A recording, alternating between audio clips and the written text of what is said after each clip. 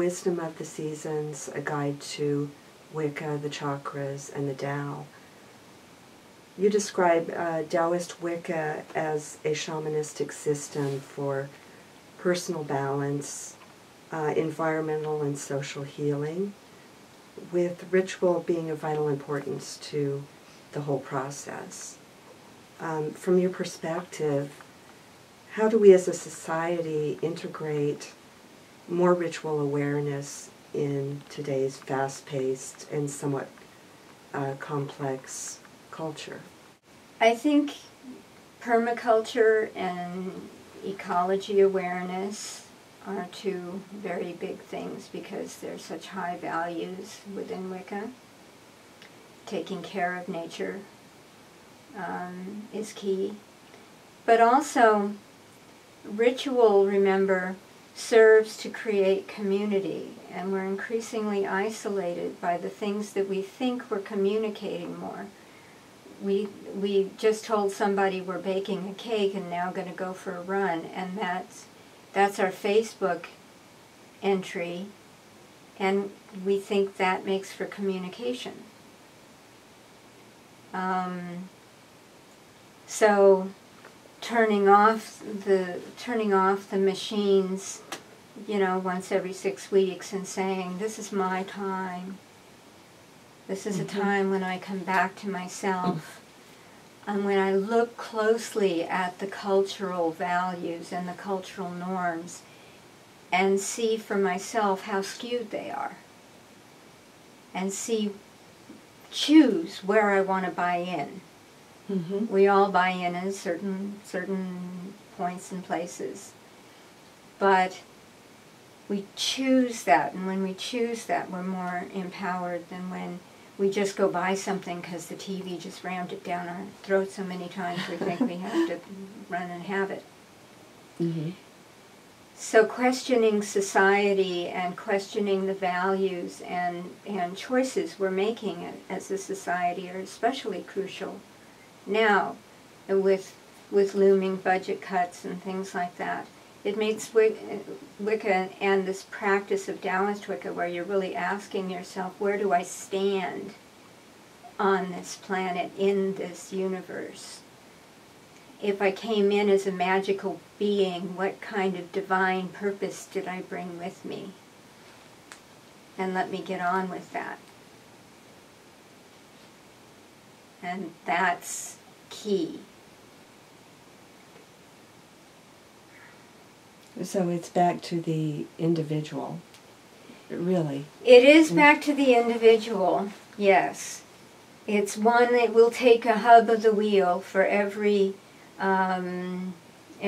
baseball team, every margarita group, every reading circle, to decide to, let's do a ritual in 6 weeks. Let's look this up, and what's the next one coming up? Oh, it's summer solstice. I think we can do that. It's going to take one person willing to be the hub of the wheel, and they would kind of naturally rise as the leader of the circle. And then there are various political means by which you create your hierarchy. You can vote for them. Generally, it's the person willing to pick up the shovel and do the work. Yeah, if you can get everyone to do it at the same time in their own way. Right, somebody gently and who gives orders gently or can motivate people. But think individually and then act collectively. Mm-hmm. Find birds of your same feather, people who agree at least to run the experiment. And that's how this started. It was just a noble experiment. I didn't know if it would work, but I had friends who were willing to humor me, and we all had this self-esteem that was in the basement, and there was no reason for it. These were remarkably talented, graceful, poised people, and that they would think otherwise about themselves is is terrible. And I think that's a social message that we're getting. That's the cultural message of disempowerment. And I think in some ways patriarchy is at the bottom of it, so that a handful of men, but a handful of people stay in power. And the rest of us don't claim our power. And therefore they stay in power. So it isn't just, it's mostly men, but it isn't just men. Women are buying into wearing pants at that level, where they're thinking like men, instead of bringing the sacred feminine into the dialogue. So I think the sacred feminine is very necessary in the culture.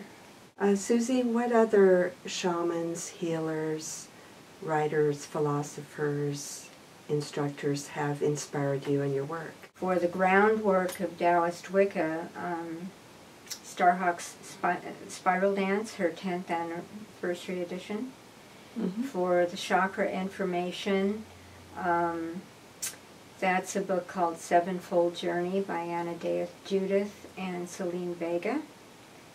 And just a lovely book by Alan Watts, the book, The Taboo on Knowing Who You Are. And he was a Taoist, I believe. So there are many more, of course, but those are my faves. Oh, Lao Tzu, the Tao Te Ching. You've talked a bit about the Sabbats.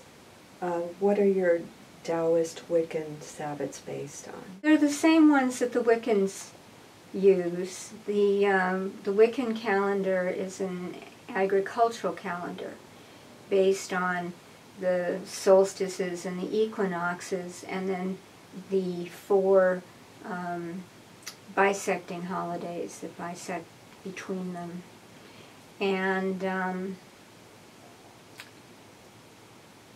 what makes it Taoist Wicca is that several calendars in Wicca are used with different traditions. And I chose a solstice to solstice tradition because, again, by observation, I was observing a pivot point where we go from winter solstice into a growth cycle, growing light cycle, where you plant and the energy is pushed outward, and that could be considered yang. And then it turns at summer solstice, when mythologically one of the gods dies, the sun god dies. We begin to descend into darkness, and so we enter the realm of decline, harvest, death, and ultimately rebirth at the winter solstice. However, in that declining time, that would be considered yin. So suddenly it kind of popped out at me that if you look at the year from that perspective, you get a massive Tao. You get yin and yang in perfect balance. And the 2 dots would represent love, and you see those most profoundly at Beltane and Samhain, which are 2 holidays in between the equinoxes and the solstices. As you mentioned, the Taoist concepts of yin-yang energy fit in very well with the Wiccan concepts. Yes, they do. Yeah. God, goddess, yin, yang, yin. And also with the chakras. The chakras have 2 major nadis or meridians, and according to Anna Dea Judith, your manifestation, your path going downward is your goddess current, and your path moving upward is your God current. So the Ida moves downward and the Pingala moves upward. Now traditional Ayurveda would tell you both of them move up, but again, in my observations as a body worker, I'm more in agreement with Anna Dea Judith on this one. And so you could look at, if you were uncomfortable with the terms God, Goddess, Yin Yang, you could use manifestation and liberation. Really, any two of the dualities, any two paradoxes, any two opposites you're seeking to balance, you could work with. And just by placing the attention of intending to balance these things better, you'll find that you do a better job of that, simply because you're attending to it. And, of course, Wicca also adheres to the power of the imagination. In other words, what can be imagined can also come into fruition and manifest. The imagination is the bridge between the body, the mind, and the spirit. So, unfortunately, we tend to put the word just, which is a minimizer, before imagination. Oh, it's just my imagination. So it's a way of dismissing the imagination, when really that's the most important piece. And if you remember, kids are beautifully in touch with their imaginations. That's why they live such a magical existence, and why they're so resilient in difficult times, is that imagination is open to both the worlds of seen and unseen, where what's seen is chaotic and what's unseen is peaceful or joyous even. And so as adults, we need to learn kind of self-hypnosis techniques, which are the secret to a good ritual, is stringing hypnosis techniques together, so that you go deeper and deeper into trance, which allows your repressed imagination to come out. So basically a ritual is really a group of grown-ups reverting to their childhood and assuming for the day that our imaginary cardboard box is actually a castle, a mythical circle between the worlds, where our power animals, where dragons can come visit us and hawks can sit on our shoulder and so forth, and that's very real. The shamans call that non-ordinary reality. And this realm is called ordinary reality. And it's very interesting that they don't judge them. Indigenous peoples on which Wicca is based, they don't have a concept of duality that's adversarial, good versus evil. They just have a complementary view. They both exist, and they exist simultaneously, and they affect each other. So they're constantly communicating with each other. And to be a shaman, you have to have a foot in one world and a foot in another. You have to be willing to communicate both on your own behalf, but on behalf of others. So this selfless service comes it's big in Buddhism, and it's big in Wicca, that as we serve others, we're served.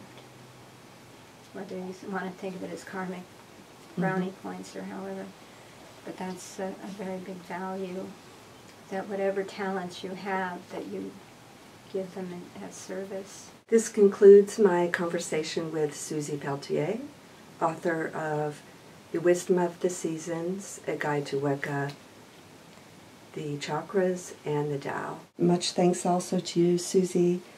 I want to thank you for your wisdom and your participation in this conversation. Thank you very much for watching the video. Go in peace. Blessed be. Namaste. Namaste. Thank you for having me.